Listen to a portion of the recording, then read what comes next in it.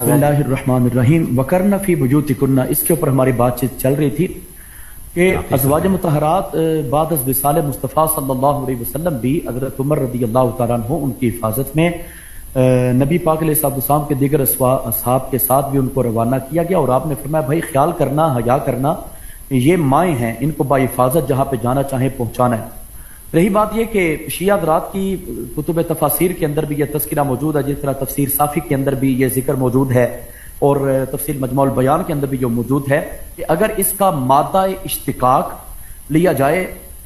वकारा याकिरु से, अगर इसको इस अंदाज से पढ़ा जाए तो माना यह बनेगा फमाअनाहु कुन अहला वकारिन व सकीना। जिस तरह आप लोग वकार वाले और सकीना वाले लोग हैं, जहां पे सकीना उतरता है, अल्लाह ताला के अनवार तजल्लियात की बारिश होती है, उसी तरीके से आप ठहरे नहीं। एक तर्जुमा यह भी किया गया, लेकिन चूंकि अहले सुन्नत और अहले तशय्युअ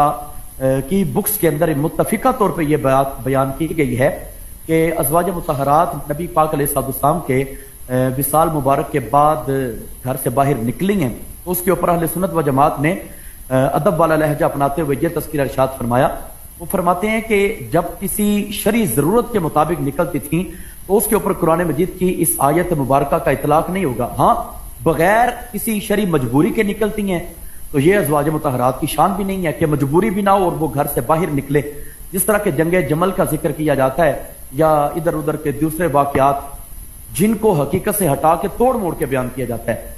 उनके हवाले से यह बात जारी होती है कि जंगे जमल में हज़रत आयशा सिद्दीक़ा पहले नियत करके नहीं निकली हैं, बल्कि आप अपने घर मुबारक से उमरा करने के लिए गई हैं और आप मक्का के अंदर मौजूद थी। आप डायरेक्ट बसरा के अंदर नहीं गई हैं जंगे जमल करने के लिए, बल्कि आप मक्का के अंदर मौजूद हैं और मक्का से आपको मैयत लेके आगे जाना पड़ा बसरा के अंदर। तो ये एक इस्लामी अकदार के अंदर आएगा, किसी इंसान की इस्लाह करने के लिए, लोगों को लड़ाई झगड़े से बचाने के लिए,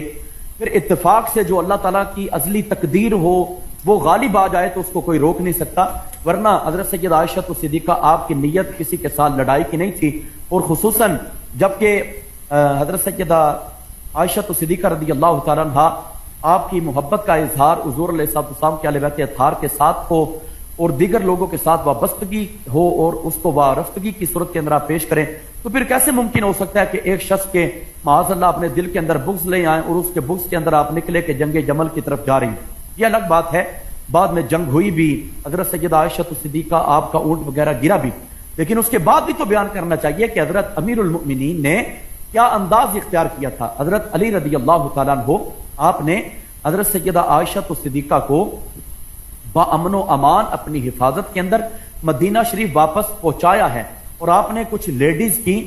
ड्यूटी लगाई है कि आप हज़रत आयशा सिद्दीक़ा को मदीना शरीफ के अंदर बाअमन अमान वापस पहुंचाएं। इस चीज को भी बयान करना चाहिए कि हज़रत अली रज़ियल्लाहु तआला अन्हु आप किस तरह मोहब्बत का इजहार फरमा रहे हैं। दो ग्रोहों की लड़ाई हो जाना कोई बड़ी बात नहीं।